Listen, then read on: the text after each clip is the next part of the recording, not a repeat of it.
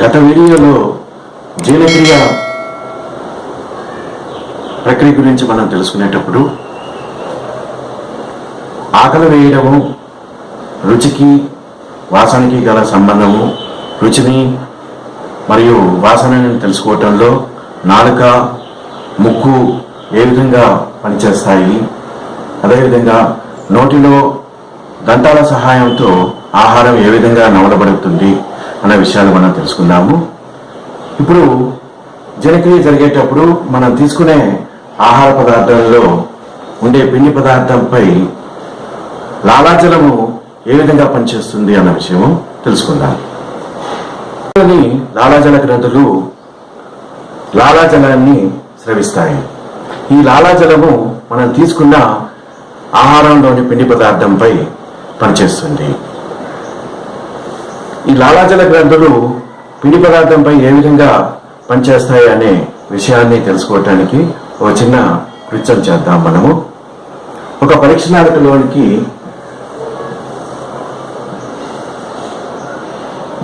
కొంత నీటిని తీసుకొని దీనిలో ఒక చిటికెడు పిండి పదార్థాన్ని కలుపుతాం. కలిపి పరీక్షణాలికని బాగా చిలకరించినట్లయితే అందులో పిండి పదార్థము కరిగిపోతుంది. తర్వాత ఈ ద్రావణాన్ని ఒక వాచ్ గ్లాసులో తీసుకొని దీనికి టించర్ అయోడిన్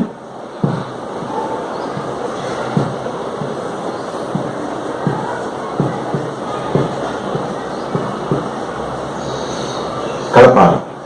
టించర్ అయోడిన్ కలిపినప్పుడు ఈ పిండి ద్రావణము నీలి నలుపు రంగులోకి మారుతుంది.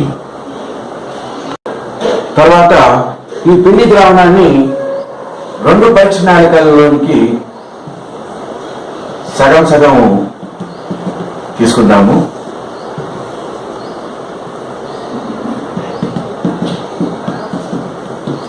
మొదటి పరీక్షణాలికలోని పిండి ద్రావణానికి నోటిలో నుంచి సేకరించిన లాలాజలాన్ని ఒక టీ స్పూను కలపాలి. రెండవ పరీక్షణాలికలోని పిండి ద్రావణానికి ఎటువంటి ద్రావణము కలపకూడదు.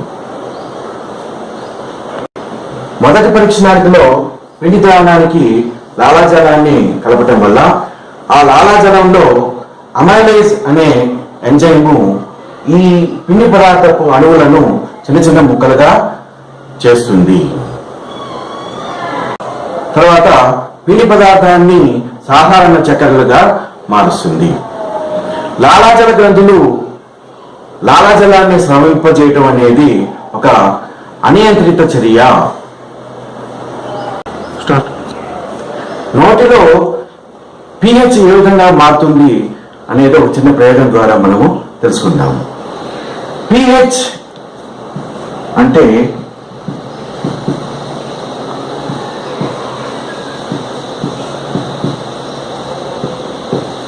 Negative logarithm of hydrogen plus ion concentration, అంటే హైడ్రోజన్ అయాన్ గాఢత యొక్క రుణ సంవర్ధమానము.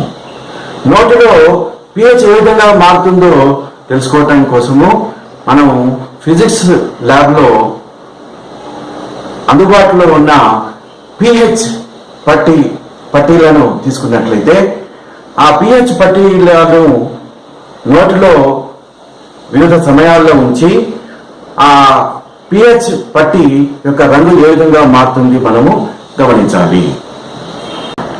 అన్నం తినకముందు, అన్నం తిన్న తర్వాత వేరు వేరు సమయాలలో వేరు వేరు పదార్థాలు తిన్నప్పుడు నోటి లోపల pH పట్టీని ఉంచి ఆ pH పట్టీలో కలిగే రంగు మార్పులను pH సూచికతోటి సరిపోల్చాలి.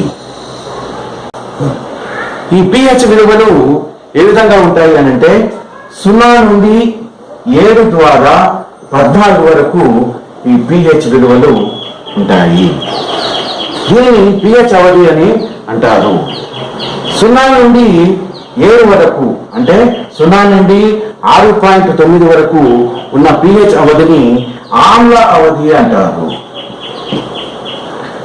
7 pH ఉన్నట్లయితే ఆ pH ని తటస్థ pH అని అంటారు. 7 1 నుంచి 14 వరకు ఉన్న pH అవధిని క్షార pH అని అంటారు. లాలాజలంలో ఉన్న ఎమైలైజ్ ఎంజైము పనిచేయటానికి క్షారయుత మాధ్యమము అవసరం అవుతుంది. ఆహార పదార్థము లాలాజలంతో కలవటం వల్ల దాని యొక్క pH క్షారయుత మాధ్యమంగా మార్పు చెందుతుంది. నోటి తర్వాత ఆహారము ఆహార వాహిక లోపలికి ప్రయాణము చేస్తుంది. నోటిలో నమలబడిన ఆహారము లాలాజలంతో కలిసి ఒక ముద్దలాగా తయారవుతుంది. దీనినే బోలస్ అని అంటారు.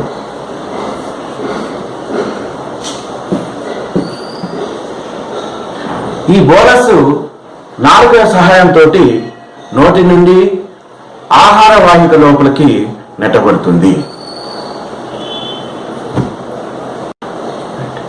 ఆహార వాహికలో ఎటువంటి మార్పులకు లోనవుతుందో చూద్దాము. ఆహార వాహిక అనేది ఒక పొడవైన గొట్టం వంటి నిర్మాణము. దీని గోడలు శ్లేష్మాన్ని అంటే జిగట పదార్థాన్ని స్రవిస్తాయి. తర్వాత ఆహార వాహిక కింది భాగము జీర్ణాశయాన్ని కలుపుతుంది. ఈ ఆహార వాహికలో ఆహారము పెరిస్టాల్టిక్ చలనం ద్వారా జీర్ణాశయం లోపలికి చేరుతుంది. ఆహార వాహిక గోడలలోని కండరాలు స్థితిస్థాపకతను కలిగి ఉంటాయి. స్థితిస్థాపకత అంటే అవి పొడవుగా అవటము, మళ్ళా తర్వాత సంకోచం చెందటము అనే లక్షణాన్ని దాని స్థితిస్థాపకత అని అంటారు. ఈ స్థితిస్థాపక లక్షణం వల్ల ఆహార వాహికలో సంకోచ సడలికలు కలగటం వల్ల కండరాలు ఒక తరంగం లాగా కదులుతాయి. ఆహార వాహికలో ఆహార పదార్థము ఏ విధంగా కదులుతుందో ఒక చిన్న కృత్యం ద్వారా తెలుసుకోవచ్చు. దీనికోసము ఒక సైకిల్ యొక్క రబ్బర్ ట్యూబ్ని మనం తీసుకుందాము. ఆ రబ్బర్ ట్యూబ్ లోపలి భాగంలో నూనె పదార్థాన్ని పూద్దాము.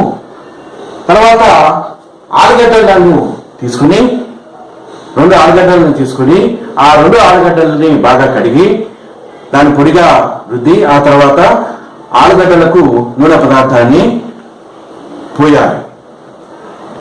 నూనె పోసిన ఆలుగడ్డలు రబ్బర్ ట్యూబ్లో ఉంచినప్పుడు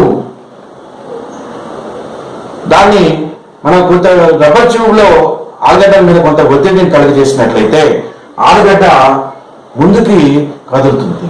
ఇక్కడ మొదటి చిత్రానికి తర్వాత రెండవ చిత్రానికి భేదం ఏంటంటే ఈ ఆలుగడ్డ అనేది రబ్బర్ ట్యూబ్లో ఏ విధంగా కదులుతుందో మనకి తెలుస్తుంది. ఆహార వాహికలో ఆహారపు ముద్ద అంటే బోలస్ ఏ విధంగా చలిస్తుంది అనే విషయాన్ని ఇప్పుడు మనము తెలుసుకుంటాము. ఈ బోలస్ ఆహార వాహిక లోపల పెరిస్టాల్టిక్ చలనం రూపంలో అంటే తరంగ రూపంలో పైనుంచి కిందికి చలిస్తుంది.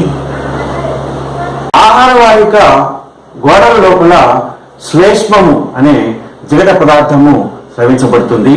దీనివల్ల బోలస్ ఆహార వాహికలో సులువుగా ముందుకు ప్రయాణం చేస్తుంది. అంతేకాకుండా ఆహార వాహిక గోడలు ఎటువంటి హాని కలగకుండా రక్షించబడతాయి. ఆహార వాహిక గోడల లోపల 2 రకాల కండరాలు ఉంటాయి. లోపలి పొర లోపల వలయ కండరాలు,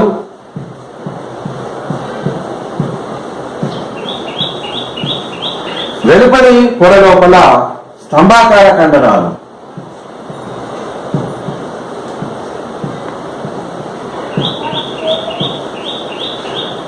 లోపలి పొర లోపల వలయ కండరాలు, వెలుపలి పొర లోపల స్తంభాకార కండరాలు ఉంటాయి. ఈ 2 రకాల కండరాల యొక్క సంకోచ వ్యాకోచం వల్ల బోలస్ ఆహార వాహిక లోపలికి పైభాగం నుంచి కింది భాగం వరకు తరంగ రూపంలో చలిస్తుంది. అది ఏ విధంగా అంటే లోపలి పొర లోపల ఉన్న వలయ కండరాలు సంకోచం చెందినప్పుడు బోలస్ వెనుక ఉన్న భాగము సంకోచింపబడుతుంది. తర్వాత వెలుపలి పొర లోపల ఉన్న స్తంభాకార కండరాలు సంకోచం చెందటం వల్ల ఈ ఆహార వాహిక యొక్క పొడవు పెరిగి ఆహార వాహిక ముందు భాగం లోపలికి బోలస్ ముద్ద చలిస్తుంది. ఈ చలనం అంతా కూడా ఎట్లా ఉంటుందంటే, ఒక నీటి కొలను లోపల నీరు ఏ విధంగా అలల రూపంలో ప్రయాణం చేస్తుందో అదే విధంగా ఆహార వాహికలో కూడా బోలస్ అనేది ఈ గొట్టం ద్వారా అలల రూపంలో చలిస్తుంది. కాబట్టి ఈ ఆహారపు ముద్ద చలనాన్ని పెరిస్టాల్టిక్ చలనము అని అంటారు. ఈ పెరిస్టాల్టిక్ చలనం కూడా అనియంత్రిత నాడీ వ్యవస్థ ఆధీనంలో జరుగుతుంది. జీర్ణ ప్రక్రియలో ఆహార వాహిక తర్వాత జీర్ణాశయం లోపలికి చలిస్తుంది. నోటి లోపల ఆహారం ఉండగానే నోటి లోపల ఉన్న జ్ఞానకణాలు మెదడుకి సంకేతాలను పంపిస్తాయి. అప్పుడు మెదడు చాలక నాడుల ద్వారా జీర్ణాశయానికి సంకేతాలను పంపించి జీర్ణాశయంలో జీర్ణరసాలను స్రవింపబడేటట్లుగా చేస్తుంది. జీర్ణాశయం గోడలలో ఉండే కొన్ని ప్రత్యేకమైన కణాలు ఏంటంటే అవి ఆక్సంటిక్ కణాలు ఉంటాయి. ఈ ఆక్సంటిక్ కణాలు బలమైన హైడ్రోక్లోరిక్ ఆమ్లాన్ని స్రవిస్తాయి. అదేవిధంగా జీర్ణాశయంలో ఉన్న జఠర గ్రంథులు కూడా కొన్ని జీర్ణ రసాలను స్రవింపజేస్తాయి. ఒక్కోసారి ఆహారం తీసుకున్న తర్వాత వాంతి కలిగినట్టుగా అనిపిస్తుంది. అట్లా వాంతి కలిగినప్పుడు మన గొంతు లోపల మంటగా ఉంటుంది. ఆ మంట కలగటానికి కారణం ఏంటయ్యా అంటే, జీర్ణాశయంలో స్రవించబడిన హైడ్రోక్లోరిక్ ఆమ్లము ఒక్కోసారి వెనక్కి వచ్చి నోటి లోపలికి చేరటం వల్ల మనకి గొంతు లోపల మంటగా అనిపిస్తుంది. జీర్ణాశయంలోకి ఆహారం చేరిన తర్వాత అది హైడ్రోక్లోరిక్ ఆమ్లంతోనూ తర్వాత జఠర గ్రంథులు స్రవించబడిన ఇతర జీర్ణరసాలతోటి కలిసి అది మెత్తటి జావా వంటి ద్రవంగా మార్పు చెందుతుంది. ఆ ద్రవాన్నే ఏమంటారంటే కైమ్ అని అంటారు. ఈ కైమ్ జీర్ణాశయంలో కొంత భాగము జీర్ణం అయినాక అది ఆంత్రమూలం లోపలికి చేరుతుంది. జీర్ణాశయంలో కైమ్ లోపల ఉన్న ప్రోటీన్ పదార్థాలు ఈ జీర్ణరసాల ప్రభావం వల్ల సరళమైన పదార్థాలుగా మార్పు చెందుతాయి. జీర్ణాశయము దాని తర్వాత ఆంత్రమూలం లోపలికి తెచ్చుకుంటుంది. జీర్ణాశయానికి ఆంత్రమూలానికి మధ్య పైలోరిక్ లేదా సమరణి కండరము ఉంటుంది. ఈ పైలోరిక్ లేదా సమరణి కండరం యొక్క సంకోచ వ్యాకోచాల వలన ఆహారము జీర్ణాశయం నుంచి ఆంత్రమూలం లోపలికి చేరుతుంది. ఆహార వాహిక నుంచి ఆహారము జీర్ణాశయం లోపలికి పెరిస్టాల్టిక్ చలన రూపంలో చలిస్తుందని చెప్పుకున్నాము. ఒక్కొక్కసారి పెరిస్టాల్టిక్ చలనం అనేది వ్యతిరేక దిశలో కూడా జరిగే అవకాశం ఉన్నది. ఈ వ్యతిరేక పెరిస్టాల్టిక్ చలనాన్ని మనం ఒక చిన్న ఉదాహరణతోటి తెలుసుకోవచ్చు. మీరు అప్పుడప్పుడు చెట్టు కింద విశ్రాంతిగా కూర్చున్న ఆవులు గేదెలు నవ్వుతూ ఉన్నట్లుగా కనిపిస్తూ ఉంటాయి. ఇట్లా నవ్వులేటప్పుడు దాని గొంతులో కొన్ని కదలికలు అనేటివి మనకి కనిపిస్తూ ఉంటాయి. ఇట్లా జరిగేటప్పుడు ఆహారము గేదెలలో అవి తీసుకున్న ఆహారము అది జీర్ణాశయం నుంచి నోటి లోపలికి వెనక్కి తెచ్చుకుంటుంది అన్నమాట. గేదెలు ఆహారాన్ని జీర్ణాశయం నుంచి నోటి లోపలికి తెచ్చుకొని నమలే ప్రక్రియని ఏమంటారు అంటే నెమర వేయటం అని అంటారు. ఎందుకంటే గేదెలు వాటికి ఆహారాన్ని తినేటప్పుడు అవి త్వరగా తింటాయి. తర్వాత ఆ తిన్న ఆహారాన్ని జీర్ణాశయంలో ఉండే ఒక అదనపు తిత్తి లోపల నిల్వ చేసుకుంటాయి.